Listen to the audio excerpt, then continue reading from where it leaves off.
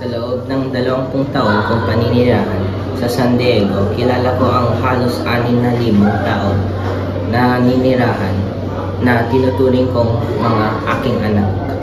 Ngunit noon na palitan ako bilang kura, ilang Carmanyo at Tersoro nagpahatid sa akin. Ikaw, may pinakaraman pa ba ang iyong sinasabi sa pag-aangkat ng tabako? Ang reforma ng ginawa ng ministro ay hindi tama. May katotohanan pa ba ang paniniwala ang mga Pilipino ay mamang na nagiging sanhi na mabagal na pag-unlad ng bayan? Tanungin ninyo si Ginoong Laruha kung may higit pa sa kamangmangan ng mga Indiyo. Ginoong, alalahanin natin tayo ay nasa bahay ng isang Indiyo. Si Kapitan Tiago ay hindi kabilang sa mga tinuturing na Indiyo.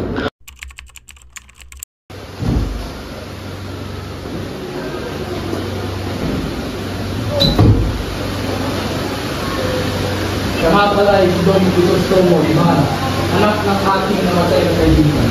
Kakarating lang niya sa Europa. Tagal akong makita ang mula na aming bayan, ang matalik na kaibigan ng aking ama. Ipagpatawad niyo po ako sa pagkakamali ko.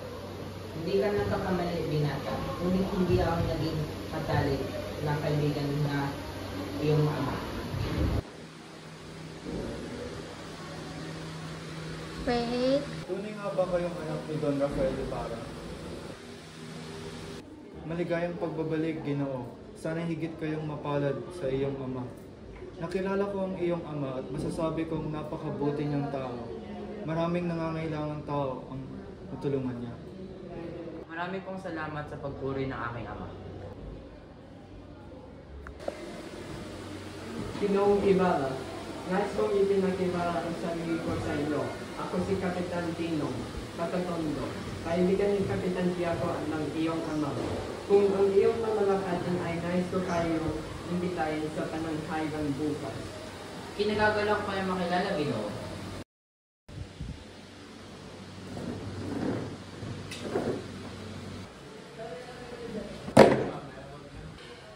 Kayo na po ang umupo, Padre Damaso, sapagkat kayo ang nakakatanda at may mas makapangyarihan sa akin.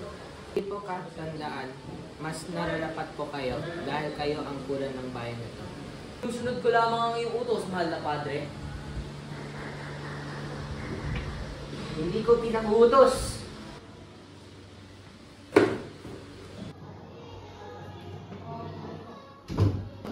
Kapitan Tiago, saluhan mo kami. Huwag niyo akong alalahanin. Ang pagsalong ito ay pagpapasalamat sa Birhen sa iyong dalo.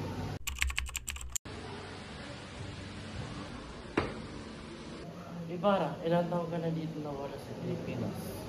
Halos 7 taon po. Kung kaya nakalimutan mo ng Pilipinas. Hindi ko po marahil makakalimutan ang aking bayan. Samantala, lagi ko naalala ang aking lupang sinilangan. Mayabang tayo. Ano ba sa nakita mo at pag-ibig mo? Kapuri-puri ang mga bansang aking napuntahan. Kung hindi, isaalang-alang ang pagmamahal ng aking bayan. Yan lang ba tinutunan mo? Kahit batang paslik kaya sinasabi mo eh. Ipagpamanhin niyo ako lahat sapagkat ako isang batang musmos pa rin na nakikipagsalo kasama ng aking ama sa aming hapag.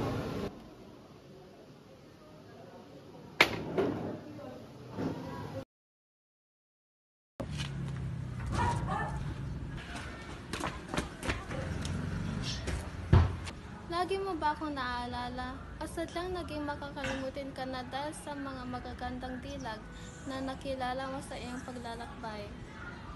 Paano kita malilimutan? Gaya ang tinig mo ay naririnig ko maging sa gubat ng Alemanya. Inuusal ko lagi ang iyong pangalan kahit saan dako ako mapadpad.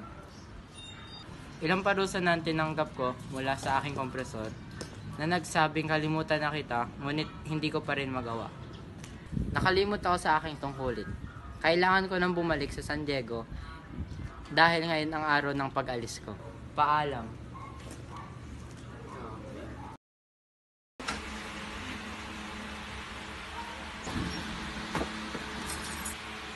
Anong ginawa mo sa bangkay ng aking ama? Baka nagkakamali po kayo. Wala akong kinalaman sa sinasabi nyo. Magsabi ka ng totoo! Baka ang tinutukoy mo ay ang kurang pinilitan ko na si Padre Damaso.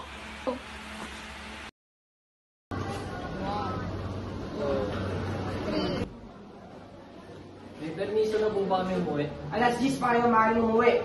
At ikaw, hindi ka maaaring umuwi hanggat hindi mo sinasoli ang ninakaw mo. Kuya, pabatayin niyo ba ako? Ano ito, inay? Ano nangyari sa'yo?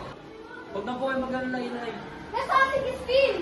Nasa kumbento po. Ha? Ano ginagawa niya doon? Kinuha po siya sa Kriston Mayor at pinagding na magnanakaw.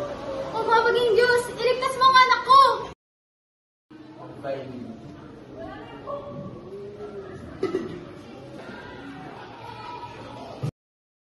Sinasabi niyo bang tumutulong sa pag-aaral ng mga batang aking ama? Opo, Ginoong Ibarra. Napakabait ni Don Rafael. Wala akong dalang rekomendasyon noon at wala rin akong bawas sa laki. Gumawa ng paraan ang iyong ama upang magkaroon dito ng paaralan. Sa kanya, umaasa ang mga batang nahihirap na nagnanais makapag-aral. Nais kong ipagpatuloy ang mga ginawang pagtulong ng aking ama sa halip na hanapin ang katarungan ng kanyang sinapit. Dahil na higit niyang ikalulugod iyon. Kinagagalang ko ang iyong pagtulong. Subalit, ang mga estudyante ay nawawalan ng interest mag-aral. Dahil nakasanayan ng mga bata na magsuulo, imbes na unawain ang mga pinag-aaralan. Nais ko sana mamasyal tayo bukas. Sige. Kung gayon, ipapahanda ko na ang lahat bago magbuhang ni Wayway. Ayaw kong makasama ang bulan. Bakit naman? Kakiwari, boy pinagbantayan niya lahat ng kilos.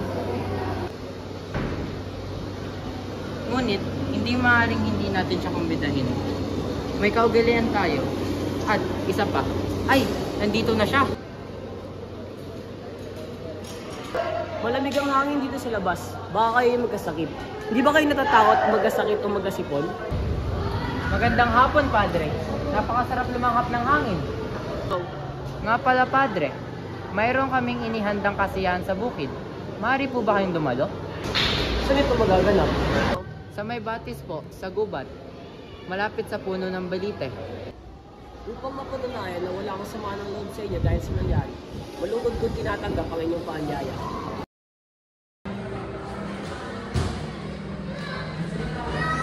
Sino ang kahabag-habag na tao niya? May 4 na taon na siyang ganyan. Nakadira siya sa mga ng inchik. Lumalayo siya sa mga tao at minsan siya ay pinapalo ng kapitan. Bakit naman? Iniligtas na kasi ang batang nalulunod sa kanal. At ang sabi ng kapitan ay mas mabuti pang nalunod ang bata kaysa naman sa mahawaan siya ng keta. Sayang na po. Walang sa isa ng kiyaso. Sapagat tao makikipagpalit ng pagkain sa kanya ay takot makahawa sa kanya. Maraming oso ng ginto ang pura, pero maaaring mawala ang mga ito. May dala akong ampalaya at sasalita. May dalawa akong anak. Ikaw may ginawa ka para tulungan ang bulan. Sa ngayon wala pa. Ngunit nangako ang kura na tutulungan niya ako.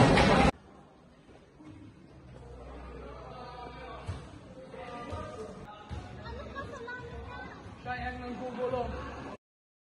Malaki ang paniniwala na malaki ang kinalaman ng pangungkisa ni Maria sa kanyang gabiang magaling. Pagpatawad niyo po ang aking sabihin. Bakit hindi na lang gamitin sa asawa ng Alvarez ang pangungkisan upang siya ay kumaling? Ang sugat ay walang kinalaman sa buhay. Ang kumpisal ay makakapagligtas ng isang makasalanan gaya ng Alvarez. Kung namumpisal sana siya ay makakaligtas sa pagbubugbog ng asa-asa. Mabuti nga at walang hiya ang babae niyo. Go. Pwet, naiingit ka nga sa akin eh. Naiingit nga ako sa'yo po. Uy, umuwi na tayo. Huwag mo siyang pansinin. Hayaan mo ako bigyan ng leksyon ng babae nito. Hindi mo ba? Napakalaking kahihiyan ng iskandalong ito!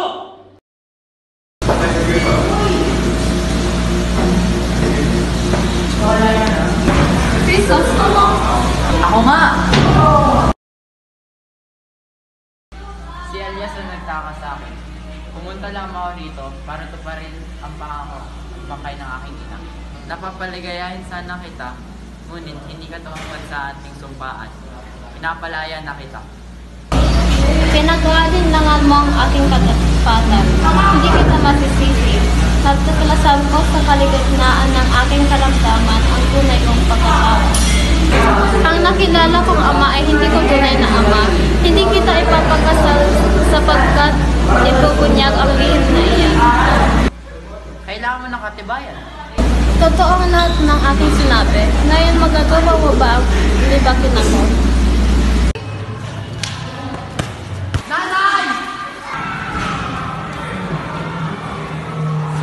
Nay, ako po to si Basilio.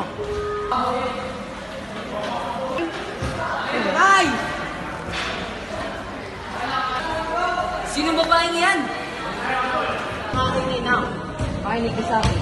Malapit na rin ako mamatay. Nais ko nagsinugin ang pagkakuha ng iyong ina. Ikaw mo ang mga dito at gamitin ko sa pag-aaral. Din ko po yan.